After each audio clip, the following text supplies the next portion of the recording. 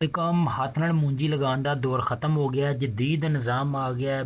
ਪਨੀਰੀ ਲਗਾਉਣ ਤੋਂ ਲੱਗ ਕੇ ਮੂੰਜੀ ਵੱਢਣ ਤੱਕ ਮੁਕੰਮਲ ਮਸ਼ੀਨੀ ਸਿਸਟਮ ਫੁੱਲੀ ਆਟੋਮੈਟਿਕ ਜੋ ਕਿ ਸਾਡੀ ਗਵਰਨਮੈਂਟ ਦੀ ਤਰਫੋਂ ਮਿਲ ਰਿਹਾ ਸਾਨੂੰ ਬਗੈਰ ਸੂਦ ਤੋਂ, ਬਿਲਕੁਲ ਬਗੈਰ ਸੂਦ ਤੋਂ ਮਸ਼ੀਨਾਂ ਮਿਲਣਗੀਆਂ ਜੋ ਕਿ ਤੁਸੀਂ 6 ਮਹੀਨੇ ਬਾਅਦ ਉਹਦੀ ਕਿਸ਼ਤ ਅਦਾ ਕਰੋਗੇ, ਉਹ ਵੀ ਆਪਣੀਆਂ ਫਸਲਾਂ ਕੱਟ ਕੇ। ਇੰਸਟਾਲਮੈਂਟ ਤੇ ਕੁਝ 20% ਤੁਸੀਂ ਡਾਊਨ ਪੇਮੈਂਟ ਕਰਨੀ ਹੈ ਤੇ ਬਾਕੀ ਟੋਟਲ ਜਿਹੜਾ ਆ ਉਹ ਆਪਣਾ ਅੱਲਾ ਭਲਾ ਕਰੇ 6 ਮਹੀਨੇ ਬਾਅਦ ਪੇਮੈਂਟ ਕਰਨੀ ਆ। ਮਤਲਬ ਮੂੰਜੀ ਕਣਕ ਕੱਟੀ ਤੇ ਪੈਸੇ ਦੇ ਦੇ। ਤੇ ਭਾਜੀ ਤੁਸੀਂ ਨਾ ਸਾਨੂੰ ਇਹਨਾਂ ਦੋਨਾਂ ਮਸ਼ੀਨਾਂ ਦੇ ਬਾਰੇ ਇਹਨਾਂ ਦੀ ਕਪੈਸਿਟੀ ਦੱਸਣੀ ਹੈ, ਇਹਦੀ ਕੀਮਤ ਤੇ ਕਪੈਸਿਟੀ, ਇਸ ਮਸ਼ੀਨ ਦੀ ਕੀਮਤ ਤੇ ਕਪੈਸਿਟੀ ਦੱਸਣੀ ਕਿੰਨੀ ਹੈ। प्रो 588 ਦਾ ਮਾਡਲ ਹੈ। ਠੀਕ ਹੈ। ਇਹਦਾ ग्रीन टैंक ਦੀ ਕਪੈਸਿਟੀ जो है 15 मन है। इसकी टोटल प्राइस है 135 लाख, 1 करोड़ 35 लाख, 1 करोड़ 35 लाख। इसकी जो डाउन पेमेंट बनेगी वो बनेगी 27 लाख। ठीक है जी 27 लाख। और बाकी जो है ये जापान के है, कबानी कबूतर है, जापानी कबूतर है, क्या बात ओरिजिनल है। जापान। ठीक है। और जब हम मशीन डिलीवर करते हैं इसके साथ तकरीबन 12-13 लाख का स्पेयर पार्ट मौजूद होता है, जिसमें इसके फिंगर हो गए, चैन हो गए, मतलब वो आप साथ फ्री देते हैं? फ्री देते हैं। क्या बात है। अच्छा ये चीज़ होगी। और इसके बारे में बताएं। ये 90 लाख की है, ये चाइना का। नहीं ये वाली 90 लाख की है, ये चना की है। अच्छा अच्छा, वो जापानी है भाई, ये चना की है, इसकी कीमत 90 लाख है। तो इसके साथ क्या क्या देते हैं, क्या चीज़ है ये भाई? इसकी जो टोटल कीमत है वो 90 लाख रुपए है। ठीक है। जो इंस्टॉलमेंट इसकी डाउन पेमेंट 20 लाख होगी, सॉरी 90 लाख का 20% जितना बनता है। ठीक है। तो अगर कोई जिम्मेदार तो रब्ता करना चाहते किमें करना कि अपना कोई कार्ड पंफलेट सानू दियो? बिल्कुल, हमारे पास कार्ड भी मौजूद है। ठीक है। और हम उनसे ना ये डाटा वगैरह ले रहे हैं सारा कुछ। जी ठीक हो गया। तुसी ये ना अपना कार्ड दियो, विजिटिंग कार्ड। यार ਇਹ ਮਸ਼ੀਨ ਰਾਗੀ ਦੇ ਬਾਰੇ ਦੱਸਿਆ ਜੀ। ਇਹ ਮੁੰਜੀ ਲਗਾਉਣ ਵਾਲੀ ਹੈ। ਇੱਕ ਘੰਟੇ ਚ ਜਾਂ ਇੱਕ ਏਕੜ ਲਾ ਲੈਂਦੀ। ਇੱਕ ਦਿਨ ਦੇ ਵਿੱਚ 10 ਏਕੜ ਤੁਹਾਡੀ ਆਰਾਮ ਨਾਲ, ਬੜੀ ਆਰਾਮ ਨਾਲ ਹੈ।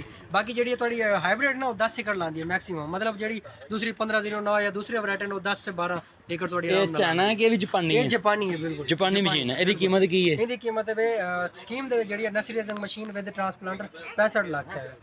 65 ਲੱਖ ਹੈ? ਜੀ ਬਿਲकुल। ओहो भाई यदि 65 लाख रुपया कीमत है। नहीं हाँ हाँ नहीं बैठने वो चल रहा है, बस थोड़ी गलती हो गई।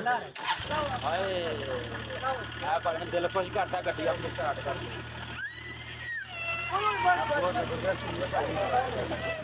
ਇੱਕ ਦਿਨ ਦੇ ਵਿੱਚ ਉਹਨਾਂ ਨੇ ਦੱਸਿਆ ਕਿ 10 ਏਕੜ ਤੁਸੀਂ ਮਤਲਬ ਮੂੰਜੀ ਲਗਾ ਸਕਦੇ ਹੋ, 10 ਕਿੱਲੇ।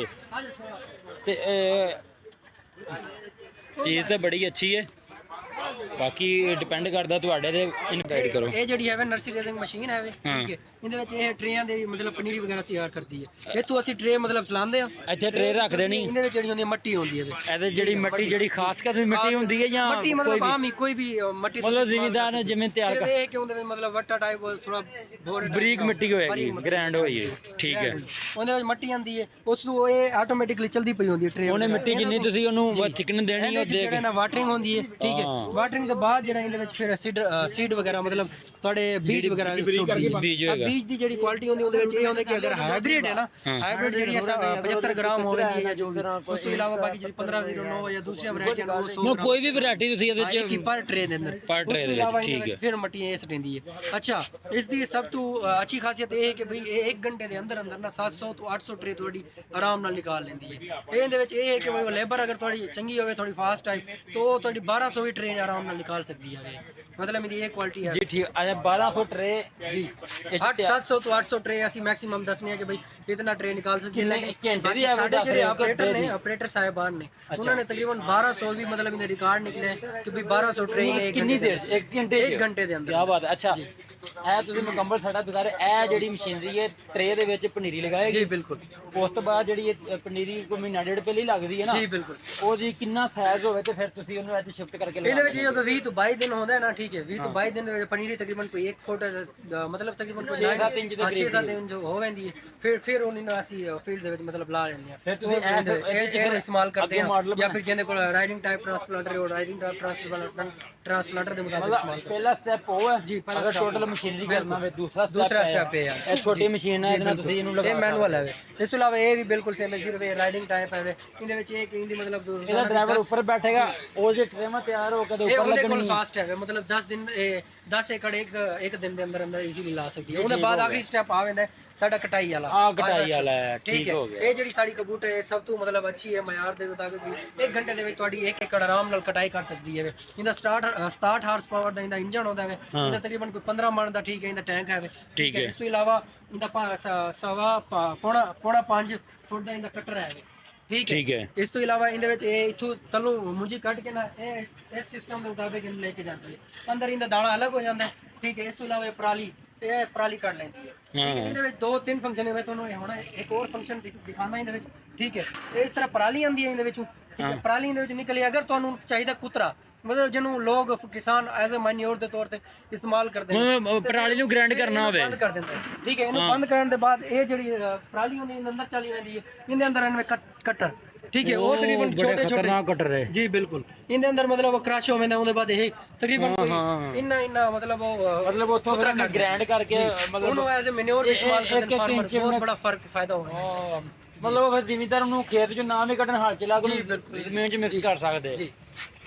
ਯਾਰ ਇਹ ਬੜਾ ਇੱਕ ਦੂਜੀਆਂ ਮਸ਼ੀਨਾਂ ਜਿਹੜੇ ਕੰਪਿਊਟਰ ਮਸ਼ੀਨਾਂ ਮੈਂ ਦੇਖੀਆਂ ਨਾ ਉਹਨਾਂ 'ਚ ਸਿਸਟਮ ਨਹੀਂ ਆ। ਇਹ ਵੇਖੋ ਨਾ ਤੁਸੀਂ ਸਭ ਤੋਂ ਪਹਿਲੇ ਜਿਹੜੀ ਹਾਈਟੈਕ ਮੈਕਨਾਈਜ਼ੇਸ਼ਨ ਸਕੀਮ ਆਈ ਹੈ ਇਹਦੇ ਵਿੱਚ ਬਹੁਤ ਹੀ ਆਸਾਨ ਤਰੀਕਾ ਹੈ ਕਿ ਵੀ ਤੁਸੀਂ 20% ਸਿਰਫ ਰਕਮ ਦੇਣੀ ਹੈ। ਉਹਦੇ ਬਾਅਦ ਜਿਹੜਾ 6 ਮਹੀਨੇ ਦਾ ਤੁਹਾਡਾ ਗ੍ਰੇਸ ਪੀਰੀਅਡ ਹੈ ਉਹਦੇ ਬਾਅਦ ਬਾਕੀ ਤੁਸੀਂ ਕਿਸ਼ਤਾਂ ਦੇਣੀ ਨੂੰ 0%। ਅੱਛਾ ਭਾਜੀ ਇਹਦੀ ਉਹ ਤਾਂ ਠੀਕ ਹੈ ਲੇਕਿਨ ਜਿਹੜੀ 6 ਮਹੀਨਿਆਂ ਬਾਅਦ ਕਿਸ਼ਤ ਦੇਣੀ ਉਹ ਕਿੰਨੀ ਬਣਦੀ ਹੈ? 6 ਮਹੀਨੇ ਦੇ ਬਾਅਦ ਇਹਦੀ ਐਸੇ ਮਸ਼ੀਨ ਦੀ ਕਿੰਨੀ ਕੀਮਤ ਬਣੀ 6 ਮਹੀਨਿਆਂ ਬਾਅਦ? 6 ਮਹੀਨੇ ਦੇ ਬਾਅਦ ਇਹਦੀ ਤਕਰੀਬਨ ਕੋਈ 11 ਲੱਖ ਜਾਂ 12 ਲੱਖ ਦੀ ਮਤਲਬ ਕਿਸ਼ਤ ਬਣਦੀ ਹੈ ਤੇ ਬਾਕੀ ਜਿਹੜੀ ਸਾਲ ਦੀ ਹੈ ਨਾ ਉਹ ਤਕਰੀਬਨ ਕੋਈ 21 ਲੱਖ 60,000 ਬਣਦੀ ਹੈ।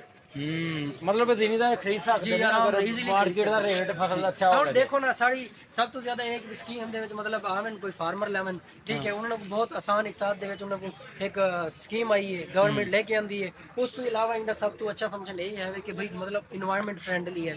ਮਤਲਬ ਜੋ ਲੋਕ ਪਰਾਲੀ ਕੱਢਦੇ ਨਾ ਉਹ ਪਰਾਲੀ ਤੁਹਾਡੇ ਐਜ਼ ਅ ਮਤਲਬ ਉਹਨੂੰ ਸੇਲ ਵੀ ਕਰ ਸਕਦੇ ਹੋ ਤੁਸੀਂ। ਅਗਰ ਪਰਾਲੀ ਦੀ ਸੇਲ ਹੁੰਦੀ ਉਹਦਾ ਇੰਡਸਟਰੀ ਆ ਬਾਇਓਮਾਸ ਵਾਲੇ ਦੂਸਰੇ ਹੁੰਦੇ ਨੇ ਮਤਲਬ ਕੁੱਟਲ ਵਗੈਰਾ ਕਰਦੇ ਨੇ ਉਹਨੂੰ ਜਲਾ ਦਿੰਦੇ ਨੇ ਉਹਦੇ ਨਾਲ ਇਨਵਾਇਰਨਮੈਂਟ ਖਰਾਬ ਹੁੰਦਾ ਹੈ ਉਹਦੇ ਨਾਲ ਸਿਹਤ ਖਰਾਬ ਹੁੰਦੀ ਹੈ। ਬਾਕੀ ਉਹਦਾ ਜੇ ਤੁਸੀਂ ਬੈਗ ਤੋਂ ਸਿਸਟਮ ਦਿਖਾਇਆ ਤੁਸੀਂ ਗ੍ਰਾਈਂਡ ਕਰਕੇ ਆਪਣੇ ਖੇਤੇ ਪਾਓ ਖਾਦ ਦੀ ਜ਼ਰਾ ਕਮੀ ਹੋ ਜਾਂਦੀ। बिल्कुल जी ठीक हो गया भाजी सानू ज्यादा दो। बाकी मेरा नाम राहिल आमिर है। ठीक है। हमारा जो ऑफिस और शोरूम है वो अहमदाबाद ताज चौक के ऊपर है। अच्छा। ठीक है गुजरांवाला। बाकी ये जो हमने कार्ड दिया है ये हमारे असिस्टेंट मैनेजर साहब इंजीनियर तैयब साहब है।